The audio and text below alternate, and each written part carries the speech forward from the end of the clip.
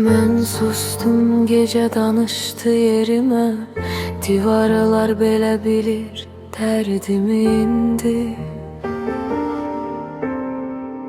Adını demədim heç dua içində, qorxdum Tanrı da səni məndən alsın deyə.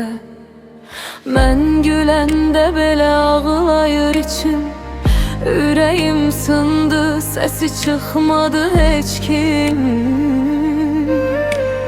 Gedənlər iz buraxır, sən yara qoydun. Mən sağ qaldım amma özüm olmadım.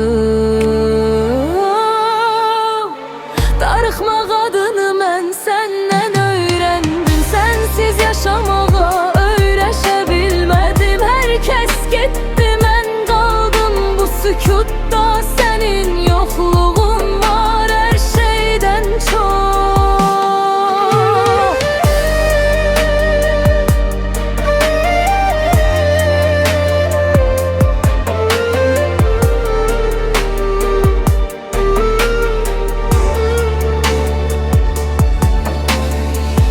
Saatlar mənə düşmən oldu gecələr, yuxularımda da sənin qadağan adın var. Mən səni unutmadım, sadəcə sustum.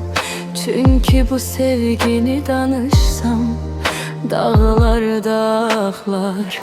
Əgər bir gün xoşbəxt olsan, mənsiz xahiş edirəm adımı çəkmə. Çünki mən hələ də sənin üçün heç kimə demədim adama.